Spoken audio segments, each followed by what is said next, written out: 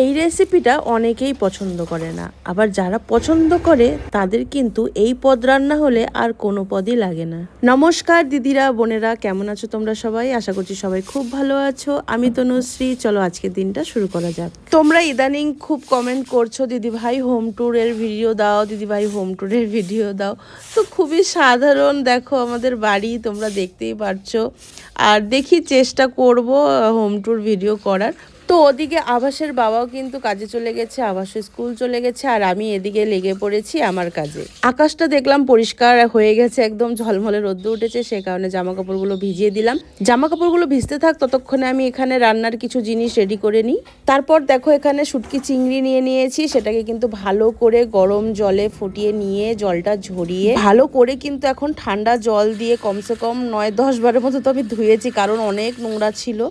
আর গরম জল দিয়ে ফুটিয়ে নিলে কিন্তু যত নোংরা ব্যাকটেরিয়াগুলো থাকে সেগুলো বেরিয়ে যায়। আর এই যে পটলের মতন দেখতে যে সবজিটা, এটাকে কিন্তু কুচি কুচি করে কেটে নিয়েছি। আমরা তো এটাকে তেলাকুচ বলি, আর তোমরা কে কোথা থেকে দেখছো, এটাকে কী নামে তোমাদের ওখানে পরিচিত তোমরা কিন্তু অবশ্যই জানিও। তারপরে কিন্তু আমি সবজি কেটে সমস্ত কিছু আর কি রেডি আমার রান্নার। তারপরে কিন্তু কাপড়টা খেয়েছে আমি স্নান সেরে পুজোটাও সেরে ফেললাম। আর জানো তো এই যে তেলাকুচ, এটাকে পেঁয়াজ কালো জিরা দিয়ে ভাজা ভাজা করে খেতে কিন্তু বেশ ভালো লাগে। তারপর কিন্তু কড়াইতে সরষের তেল দিয়ে এখানে মিষ্টি কুমড়া দিয়ে কিন্তু আমি স্বাদ মতো লবণ হলুদ দিয়ে ভালো করে মিষ্টি কুমড়োগুলোকে লাল লাল করে ভেজে নিচ্ছি। এই রেসিপিটা কিন্তু অনেকেই পছন্দ করে না, আবার যারা কিন্তু পছন্দ করে তাদের কিন্তু এই রেসিপিটা মানে এই পদটা রান্না হলে পরে মানে এক থাল ভাত শেষ হয়ে যায়।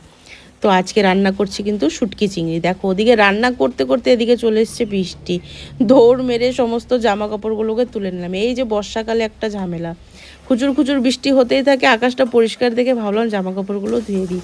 চলে এসছে বৃষ্টি। দেখো কড়াইতে তেল দিয়ে কিন্তু লাল লাল করে পেঁয়াজটা ভেজে নিলাম, তারপরে রসুনের কোয়া দিয়ে দিলাম গোটা গোটায়, কয়েকটা কুচি কুচি করে দিয়েছি। তারপরে লঙ্কা কুচি, টমেটো কুচি, স্বাদ মতো লবণ, হলুদ গুঁড়ো, জিরের গুঁড়ো সমস্ত কিছু দিয়ে চিংড়ি মাছগুলো দিয়ে কিন্তু গ্যাসের আঁচ কমিয়ে ঢেকে কিছুক্ষণ ভালো করে কষিয়ে নিলাম। শুটকি চিংড়ি কিন্তু পেঁয়াজ রসুনের সঙ্গে ভালো করে কষিয়ে নিয়েছি। তারপরে দেখো দিয়ে দিলাম ভেজে রাখা মিষ্টি কুমড়া। গ্যাসের আঁচ কমিয়ে ঢেকে কিছুক্ষণ রান্না করলে তৈরি হয়ে গেল আমাদের মিষ্টি কুমড়া দিয়ে শুটকি চিংড়ি। কি বলো দিদিরা বোনেরা, এক থাল ভাত শেষ হবে কি হবে না বলো তো? আর তোমরা কারা কারা শুটকি মাছ খেতে ভালোবাসো অবশ্যই কিন্তু জানিও, আমার কিন্তু খুবই ভালো লাগে।